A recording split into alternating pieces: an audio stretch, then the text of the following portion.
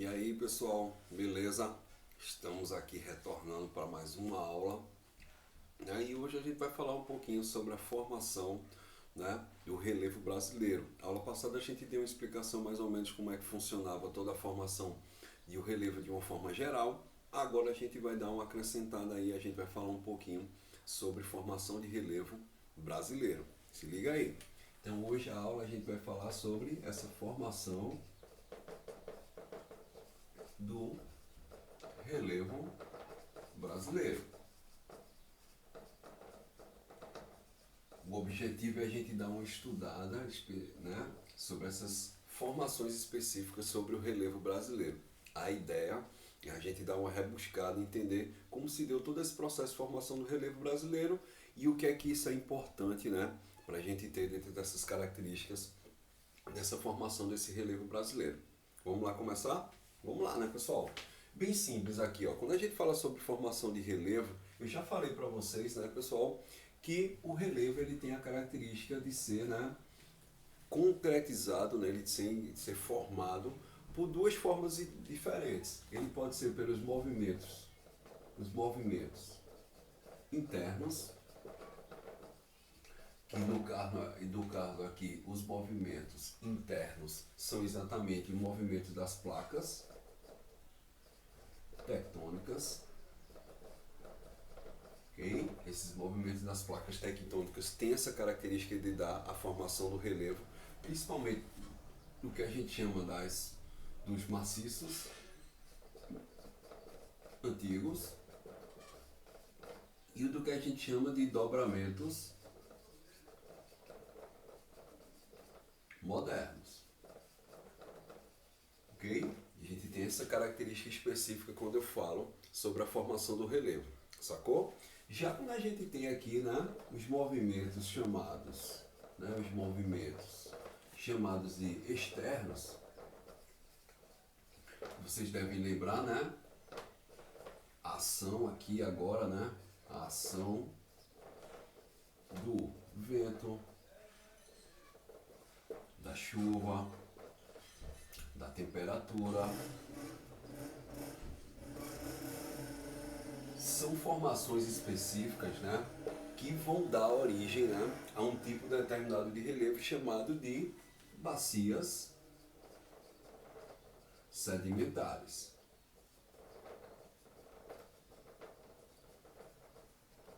Ok? A gente tem essa característica aí, né, específica quando eu falo sobre a formação de relevo. Só que vem um detalhe, né? Será que todos esses relevos aqui vocês vão encontrar no Brasil, né? Será que eu vou encontrar maciço antigo, dobramentos modernos e bacias sedimentares?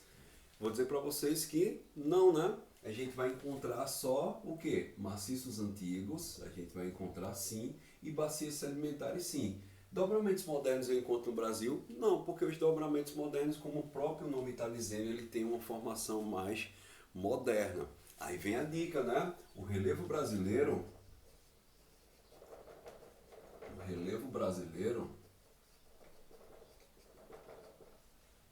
tem característica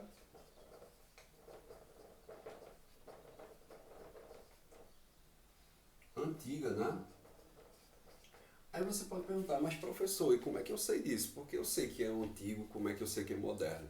Por conta exatamente de todo o processo de formação da Terra, que é dividido nas famosas eras geológicas, que a gente vai relembrar aqui, né? Para vocês entenderem, né, pessoal? Tem que relembrar aqui, ó, as eras geológicas, tá? A gente tem essa característica aí quando eu falo sobre as eras da formação, né, do nosso planeta. Lógico que dentro dessa formação do nosso planeta vai dar origem à formação também, né, como eu estou falando para vocês aqui, do relevo brasileiro. Vamos lá? Então, ó, eu tenho as eras geológicas para explicar exatamente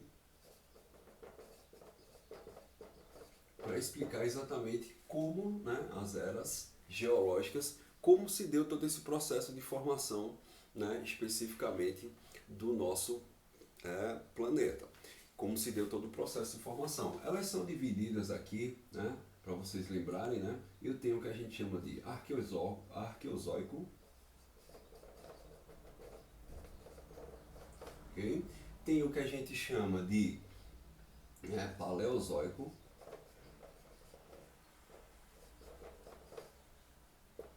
tem o que a gente chama de Mesozoico e tem o que a gente chama por último de, né, a gente classifica aí como Cenozoico. Ok? Todas essas formações aí das eras geológicas. Como é que eu sei se o relevo é formado antigo ou que ele tem formação mais moderna? Bem simples. Eu vou trabalhar exatamente com a ideia, né? Esses aqui, esses três primeiros são os mais antigos. Lembrando que no período arqueozoico a gente está falando de formações de bilhões de anos atrás. Quando eu chego no Paleozoico e Mesozoico são milhões de anos atrás. E o período mais recente é o Cenozoico, que é onde estão inseridos, por exemplo, o surgimento do próprio homem, né, nessa característica. Então, é uma coisa mais recente. E o que é que caracteriza do Brasil ser classificado como uma formação de relevo mais antigo? Porque os relevos brasileiros estão nessa categoria, né, dentro dessa parte aqui, ou arqueozoica, ou paleozoica, ou mesozoica. Ok, pessoal? Então, se o Brasil está inserido dentro dessa categoria de bilhões e milhões de anos atrás, tem essa formação específica de ser mais antigo. Aí, para vocês entenderem, né, o período Cenozoico a gente só vai ter os dobramentos modernos. Por isso que eu não tenho no Brasil, né? Aqui, ó, não tenho no Brasil. Isso aqui vai me dar uma explicação interessante, né, pessoal? Por quê? Porque a gente vai perceber que o Brasil, por que o Brasil não tem esses dobramentos modernos? Porque se você observar no mapa, né, das placas tectônicas, o Brasil está exatamente inserido no centro da placa sul-americana. Né? Isso faz com que o Brasil não tenha movimentos como, por exemplo, de terremotos específicos, vulcanismo. Né? Lembrando que algumas regiões brasileiras foram de vulcões, né, antigos, mas vulcões ativos a gente não tem no Brasil, nessa característica aí, importante vocês lembrarem disso aí. Isso tudo porque o Brasil está centrado, né, no centro da placa sul-americana. E isso faz com que, né, a gente pense um pouquinho sobre isso. Né? Então, onde é que pode acontecer os dobramentos modernos? Onde é que pode acontecer um terremoto, a formação de vulcanismo? Vai estar relacionados às bordas das placas, né, pessoal? Né? Quem está no centro, né, vocês lembram aqui, né, pessoal? Se eu tenho uma determinada área aqui, vamos lá, vamos pensar comigo aqui, ó. Eu tenho uma determinada área, eu tenho uma placa aqui, né, aqui eu tenho a minha, vamos dizer que eu tenho uma determinada cidade aqui, ok? Tenho uma determinada cidade aqui, tenho aqui, né, as placas tectônicas fazendo o processo. Eu tenho outra determinada cidade, ó. Eu tenho uma determinada outra cidade aqui, ó. O que é que vai acontecer nesse processo? Ó, pensa comigo. Nesse ponto aqui, onde a gente tem o choque das placas tectônicas, vai ser gerado aqui as ondas e ele vai atingir mais essa área mais do que essa daqui. É isso, pessoal, porque essa daqui está inserida no que a gente chama, né, na parte mais central da placa. Quem está mais próximo aqui especificamente, né, do ponto de choque, da borda da placa, vai sofrer os efeitos da formação do terremoto, do vulcanismo, do dobramento moderno, né, que são as formações das montanhas. Né? Tudo isso característico, né, desse período específico aqui, para vocês entenderem como é que é formado aí todo esse relevo brasileiro. Vamos lá, já dei uma relembrada para vocês sobre a questão das eras geológicas e agora a gente vai, né, lembrar aí cada formação de relevo brasileiro e onde é que ele está inserido. Vamos relembrar? Vamos embora, né? Já entendi aí que é pelas eras geológicas que a gente vai medir exatamente a idade dessa formação desse relevo. Importante para vocês. E vamos lá para a gente perceber, ó, galera, o que é que eu tenho aqui para a gente ter essa grande percepção desse contexto. Bem simples, né? Algumas características importantes. Como por exemplo, ó, a gente vai iniciar aqui falando sobre os maciços antigos. Né? Esses maciços antigos, eles têm uma característica interessante, né, nessa formação, que é o seguinte, como eu falei para vocês, eles são, o próprio nome já está dizendo, ele tem uma constituição bem antiga, né? A gente tem uma constituição bem antiga aí nessa formação. Certo, pessoal? E dentro dessa característica dessa formação mais antiga, desse relevo, né? Isso aqui é interessante vocês perceberem. Eu, a primeira coisa, tenho que saber mais ou menos onde ele foi formado. Vamos lá? Então, ó, ele foi formado ainda na era arqueozoica.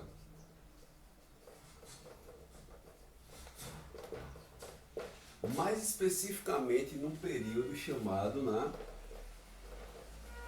Chamado de pré-cambriano. E por ele ter se formado há muito, né, há bilhões de anos atrás, vai ter a característica da formação, né? Vou colocar aqui, ó, formação das serras, né? A gente tem uma formação específica dessas serras.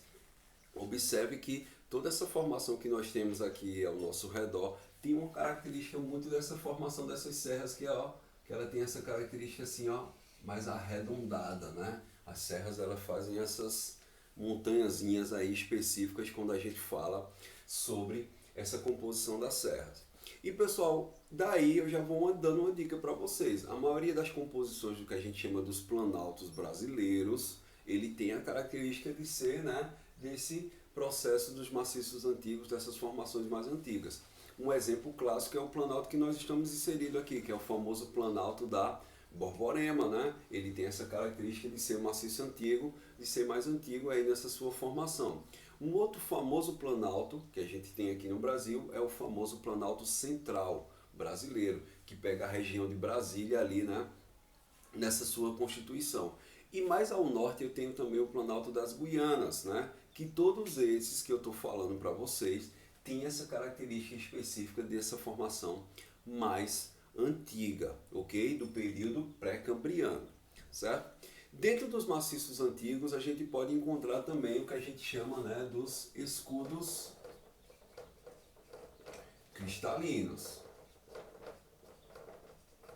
E galera, a formação desses escudos cristalinos nos dá uma ideia muito importante aí sobre essas questões. Por quê? É a partir dos escudos cristalinos que eu vou entender a relação entre os maciços antigos e as formações dos minérios e minerais. Os minérios e minerais. São exatamente nessas regiões que eu vou ter uma grande constituição, uma grande formação desses minérios e minerais. É de extrema importância vocês lembrarem sobre isso. E por que eu estou falando sobre isso? Porque a gente vai lembrar que o Brasil tem uma grande produção, né? Grande extrativismo. Né? O Brasil aqui, colocar aqui, ó. O Brasil tem um grande extrativismo, né? Mineral.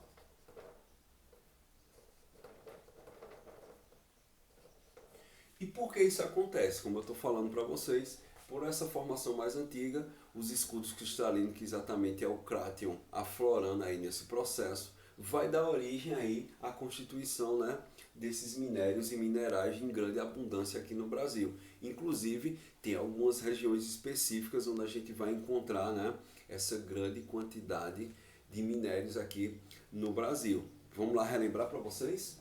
Tem alguns lugares aqui específicos que a gente encontra essa grande formação, né, desses maciços antigos, esses escudos cristalinos, que dão origem, né, à grande formação específica, né, desses minérios e desses minerais. Vamos lá relembrar?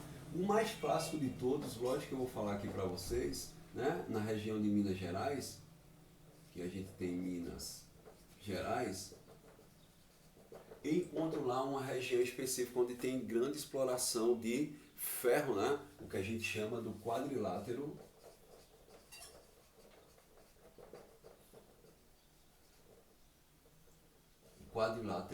ferrífero, né?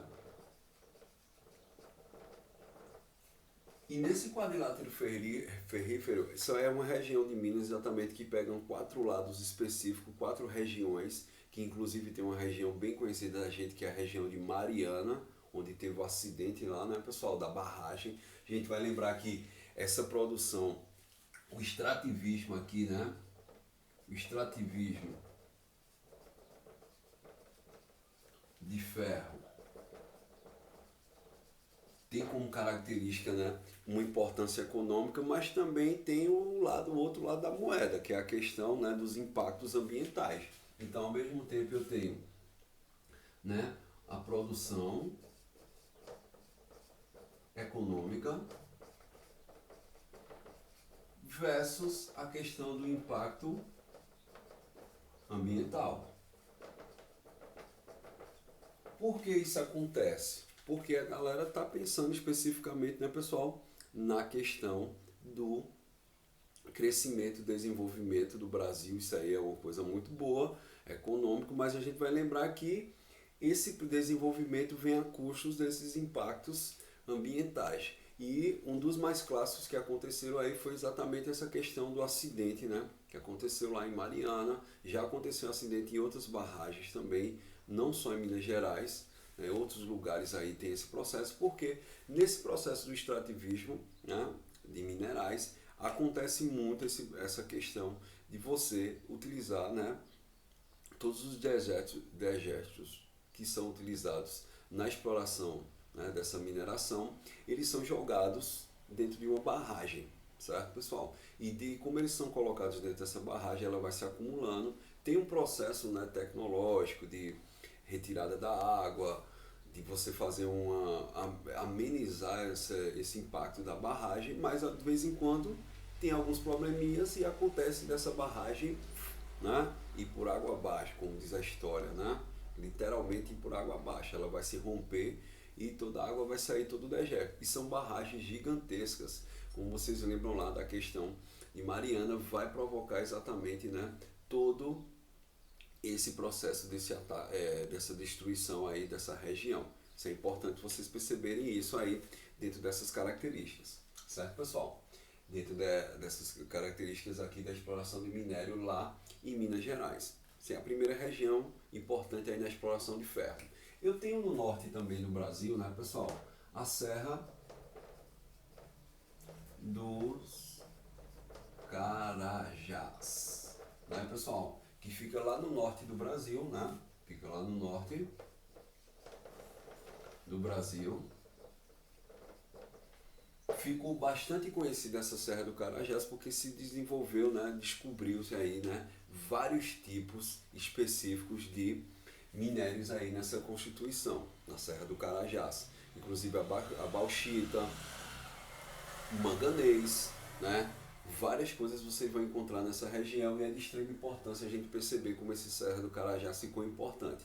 É a partir dela que vai surgir a famosa Vale do Rio Doce para fazer todo esse processo de exploração de minério lá, né? A Vale vai tomar conta dessa área e é exatamente, né, tem essa característica específica de grande produção, né, sobre a questão mineral do Brasil. Fiquem atentos a essas questões, porque a Vale, né, foi uma empresa que passou pelo processo de privatização, foi vendida, depois voltou, né, ao processo de ser comprada pela virar brasileira novamente, tal, estatal. Tem essas características quando a gente fala sobre a exploração de minério, lembrando que é uma empresa que lucra muito, né, sobre essas características. Fechou? Beleza, né, galera? E por último eu tenho outra região bem específica, né, que é o que a gente chama do maciço de Ouro, que fica próximo ali à região de Mato Grosso, né, Mato Grosso do Sul, ali naquela divisão ali, você vai ter essa região do maciço de Ouro, que é lá também que a gente tem grandes explorações de alguns tipos de minério, né, bem específico, que dão bastante lucratividade aqui para o Brasil.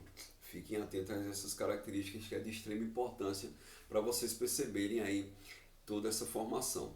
Galera, agora fiquem atentos a algumas questões específicas. Outros lugares do Brasil a gente pode encontrar também grandes formações de minerais. Um exemplo clássico é aqui no Nordeste, né? O Nordeste tem altas regiões que está focada aí nesse Planalto da Borborema, que a gente pode encontrar vários tipos de minério, né? Como por exemplo a gente tem o clássico, o granito. Aqui a gente tem vários pedreiros na nossa região de Pernambuco, né? Alagoas, Maceió.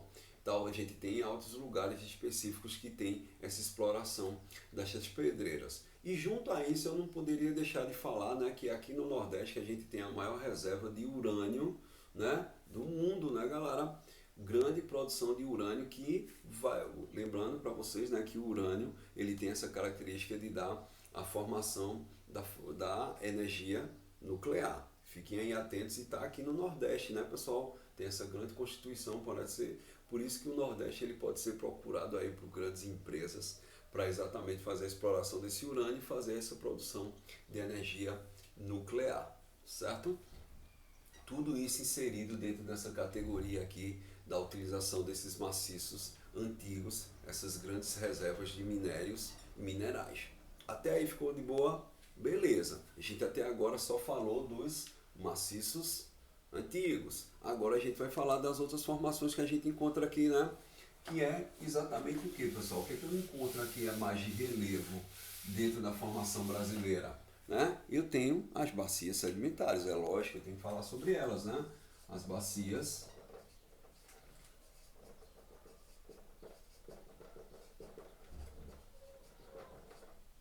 eu tenho as bacias sedimentares, que é o segundo tipo de relevo mais famoso, digamos, aqui dentro da Constituição da formação brasileira. Pessoal, por que é importante falar das bacias sedimentares? Primeiro detalhe, né? As bacias sedimentares, como eu falei para vocês, elas são formadas por movimentos externos. Junto desse processo dos movimentos externos, da ação do vento, da chuva, né, vai gerar um processo de erosão e dentro desse contexto da formação da erosão, junto dentro desses sedimentos que são gerados, vai também ter restos de animais e plantas. Então a bacia sedimentar ela vai dar origem ao que a gente chama também, né, de material orgânico. Então fiquem atentos, né? Então quando a gente fala de material orgânico, eu estou falando de quê, pessoal? Dos combustíveis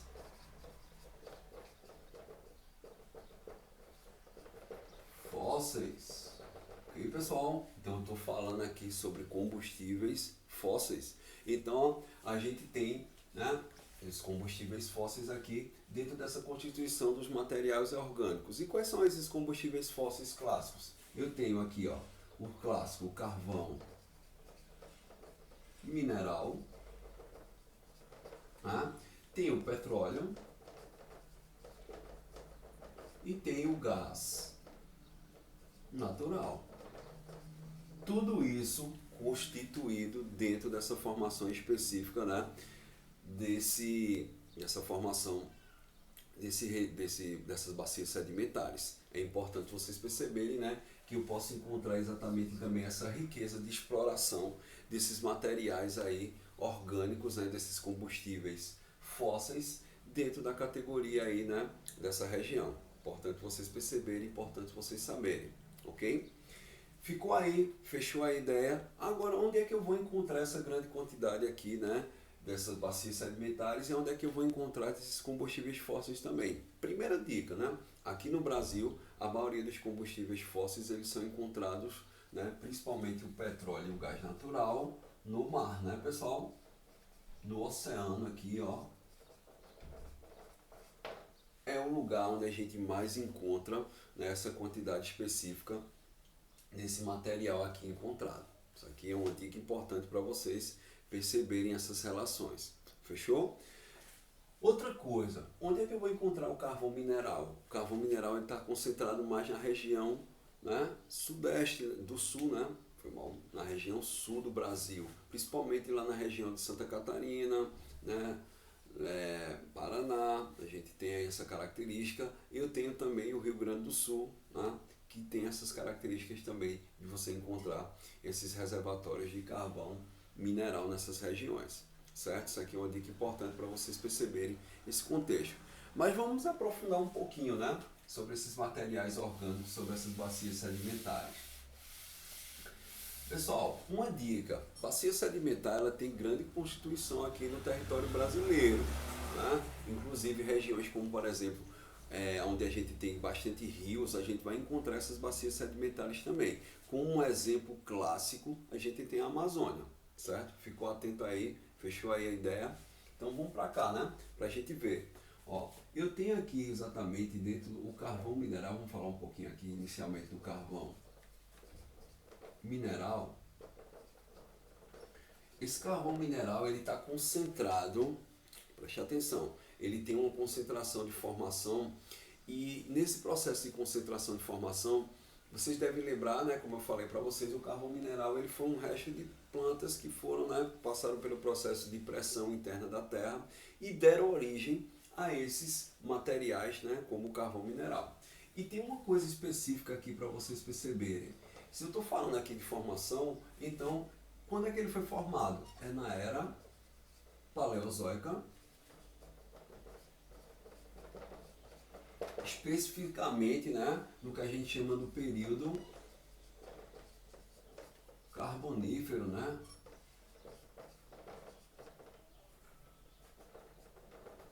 Okay? Há mais ou menos 300 milhões de anos, né? Nessa sua formação, mais ou menos. Aí, o que é que acontece?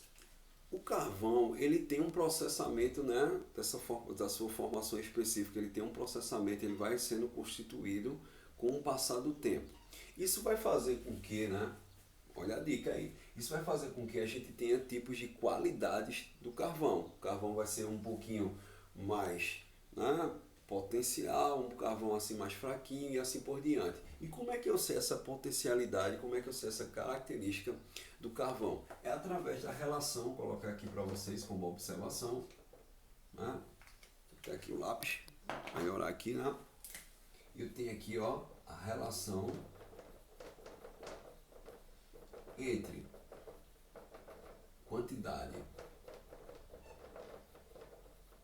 de água e carbono.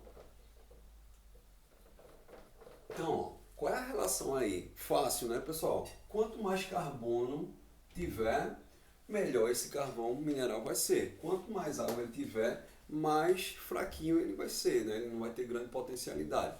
E daí a gente pode fazer uma classificação clássica, né? Eu tenho, ó, a classificação aqui, ó. Eu tenho o carvão, né? Classificando aqui, ó, da mais alta qualidade, o antrácito, né? Eu tenho o que a gente chama da hulha. Eu tenho também, né, após essa melhor qualidade, né? Lembrando que eu estou falando do pior, né? Melhor até chegar no pior. Então eu tenho aqui, ó, o antrácito, a hulha, eu tenho o linheto, e tenho o que a gente chama da tufa, ok? Eu tenho essa categoria aí de carvão. Significa o quê? Que quanto mais o alto teor de carbono, né? Mais carbono, melhor esse carvão será. Só que dentro ainda dessa categoria você vai observar, como eu falei, a relação entre a quantidade de água e a quantidade de carbono que esse carvão vai ter. Isso é importante para vocês perceberem. No Brasil a gente encontra, né, um determinado tipo de hulha. Aí você vai dizer, então quer dizer que o carvão brasileiro é bom? Não necessariamente, ele tem uma grande quantidade ainda de água, ele deixa a potencialidade desse carvão um pouquinho, né, a desejar, certo, pessoal? Não observe que a gente tem um tipo de hulha, mas se eu observar, por exemplo, na primeira Revolução Industrial, quando a gente utilizava o carvão mineral lá na Revolução, na Inglaterra, ele tinha sim uma quantidade também, né, era utilizada essa hulha, só que lá ele tinha uma grande quantidade de carbono, a hulha de lá. Já daqui do Brasil ela é mais fraquinha, né? Como eu falei para vocês, é encontrada na região sul do Brasil, principalmente, né, nessa região ali de Santa Catarina até na região, né, do Rio Grande do Sul, certo, galera? A gente tem essas categorias, esses lugares onde a gente encontra essa grande quantidade de carvão. Lembrando, uma dica importante, né? Muita gente confunde. Aqui eu estou falando de carvão mineral, eu estou falando do minério, né? Da rocha. Isso que é importante, né, pessoal? Não vá pensando que você, tem que fazer aquela distinção. Carvão mineral e carvão vegetal. O que a gente utiliza aqui, né, no nosso dia a dia, quem vai fazer o churrasquinho e tal, aquilo é um carvão vegetal. Ele é fabricado, ele é produzido pelo homem, enquanto aqui ele foi produzido pela natureza, né? Ficou aí a dica? Beleza, né? Relembrou um pouquinho sobre carvão. Massa. Depois aqui a gente vai falar um pouquinho sobre petróleo, né? Olha, tem que falar um pouquinho sobre petróleo. Lógico que tem que falar, né, pessoal? Vamos falar aqui um pouquinho sobre petróleo.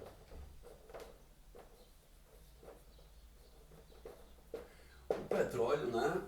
Como eu falei para vocês, é um combustível fóssil. Ele foi formado, né? Sua formação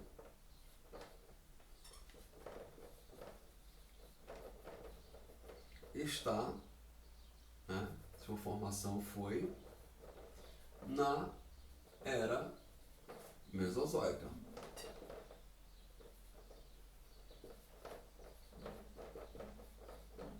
No que a gente chama, né, pessoal, no período chamado Cretáceo, né?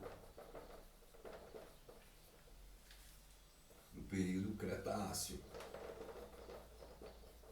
Há mais ou menos aí, né? Ou menos 140 milhões de anos, né? Essa formação aí, mais ou menos há 140 milhões de anos. Observe que eu estou falando da era Mesozoica, período Cretáceo, significa que existe uma relação interessante entre o fim dos dinossauros e o surgimento do petróleo. Né? Porque é o seguinte, no mesmo período que a gente estava tendo o fim dos dinossauros, o processo de separação da Pangeia, tudo isso aí estava acontecendo e nesse processo vai ter o soterramento de restos de peixes, de alguns animais como os próprios dinossauros e vai dar origem à formação desse petróleo. Ok? Como eu falei para vocês, o Brasil, né, tem uma constituição mais voltada para o oceano, mas não quer dizer que a gente não encontre petróleo também na parte interior do Brasil. Né? Na Amazônia, como eu já falei para vocês na outra aula, a gente tem essa formação específica também da constituição, né, da formação desse petróleo. Até aí está de boa, né? A gente tem essas características aí das bacias sedimentares de você achar petróleo, né, carvão mineral, junto também do petróleo a gente acha também as reservas de gás natural. Você sabe que quando o cara vai furar o poço de petróleo, geralmente em cima tem uma camada de gás natural. E é aí que a gente faz esse processo de aproveitamento. Né? Então, o petróleo está ligado diretamente a esse gás natural. Certo? Extrema importância para vocês perceberem aí. Ok? Para a gente fechar essas nossas ideias, né? Fiz um resumozinho aqui sobre os tipos de relevo. Eu gostaria também de fazer uma classificação do relevo brasileiro. Né? Existe uma classificação aqui, é de extrema importância. 3 estudiosos fizeram uma classificação do relevo brasileiro, cada um em sua época diferente, cada um em período diferente, fizeram esse processo de classificação. E é interessante vocês perceberem essa classificação, como ela vai mudando com o passar do tempo e vai agregando outros valores para ser classificada. Né? Isso é importante para vocês perceberem. Vamos lá. Então, a classificação do relevo brasileiro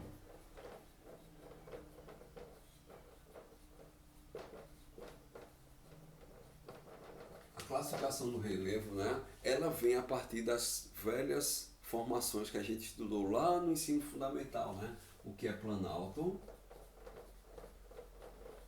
planície